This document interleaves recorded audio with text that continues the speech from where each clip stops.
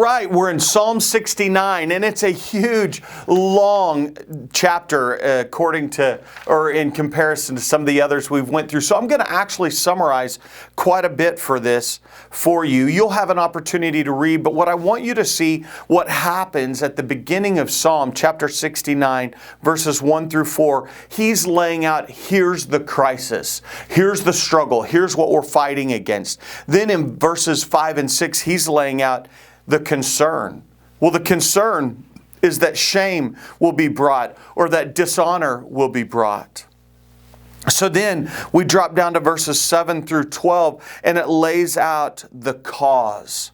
What is the cause? What are they trying to do? What are they trying to accomplish? Then you go to verse 13 through 21, or through 18, and you see his cry. So it goes from the crisis to the concern to their cause, and now you have his cry, his plea. In verses 19 through 21, you have the cup of reproach. A difficult scenario, how they have to endure difficulty. And finally, verses 22 through 28, you see the curse.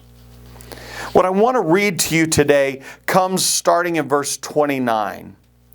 He says, "But I am afflicted and in pain. Let your salvation, O God, set me on high. I will praise the name of God with a song. I will magnify Him with thanksgiving. This will please the Lord more than an ox or a bull with horns and hooves. When the humble see it, they will be glad. You who seek God, let your hearts revive.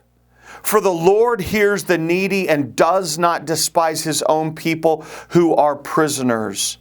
Let heaven and earth praise Him, the seas and everything that moves in them. For God will save Zion and build up the cities of Judah, and people shall dwell there and possess it.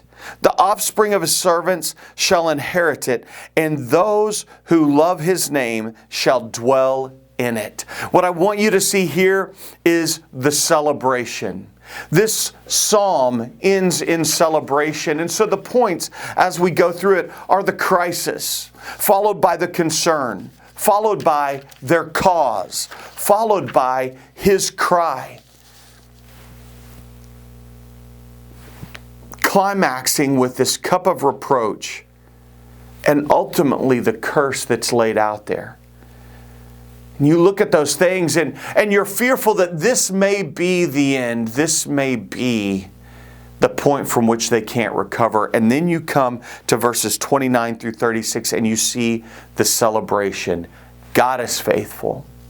So you may find yourself in some of those other steps where you've got concerns, or whether you've seen this major conflict, or you may be looking and saying, this is my cry, or you may be looking and seeing that this is your moment to drink the cup of reproach, or even feel like you've been cursed.